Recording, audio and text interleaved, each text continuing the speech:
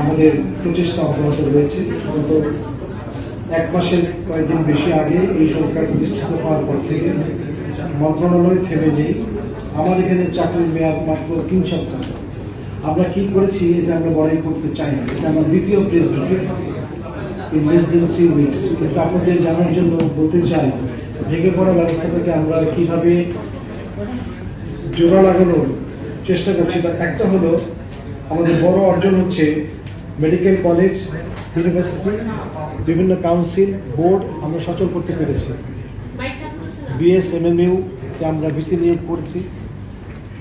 Nursing council এবং অন্যান্য যেসব পরীক্ষা আছে MBBS বাদে, সেগুলো আমরা চলমান রেখেছি। কোনো জায়গায় হয়েছে পরীক্ষা, কোনো জায়গায় হয়নি।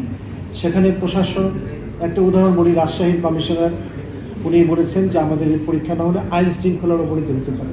তার মানে সব জায়গায় যে স্বাস্থ্য কর্মকর্তার হুমকির সম্মুখীন তা না।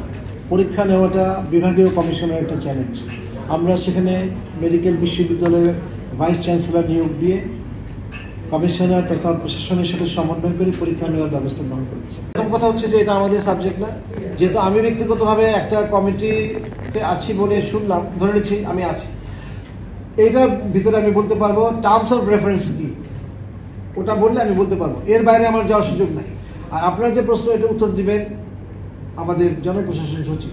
জানানোর একটা ফোরাম হয়েছে, 1 ম্যান কমিটি, ওখানে বলেন, আমি 2 পক্ষ শুনবো। আমি তো কোনো প্রি থট আইডিয়া নিয়ে যাচ্ছি না যে এরা খারাপ করেছে কি ভালো করেছে, কিন্তু টিভিতে দেখে, অন্যান্য জায়গায় দেখে, আপনাদের মতো সাধারণ নাগরিক তো আমি, আপনাদের যে ধারণা হয়েছে আমাদেরও তো ধারণা হয়েছে।